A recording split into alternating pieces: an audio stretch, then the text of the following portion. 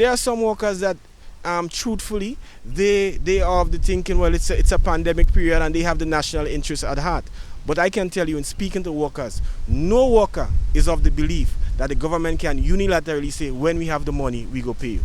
That is unacceptable. So a date needs to be stated. State the date. State the date. This is the request or demand by trade unionist Brian Grimes, who also responded to local pundits who believe this is not the right time for industrial actions. The 4% is not going to be used to increase the standard of living.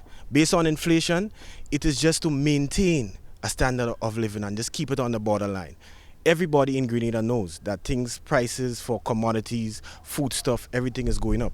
So that 4% is just to maintain, not asking for much. Grimes expounds on why he believes this fight involves the survival of the labor movement, citing that workers and unions have no choice but to fight. Within the last 3 years in Grenada, we have seen treaties broken coming from the Memorandum of Understanding signed our pension.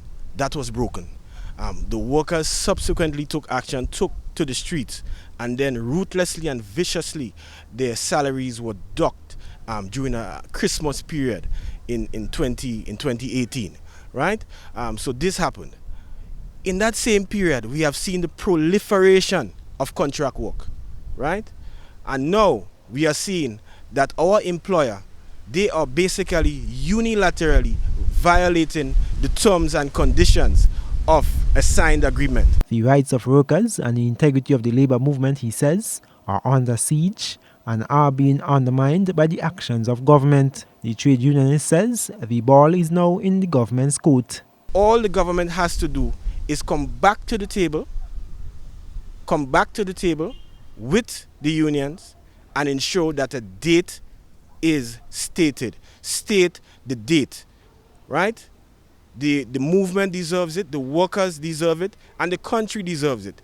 Because I'll tell you what, the movement and the labor unions have absolutely no choice but to fight for their rights in this matter.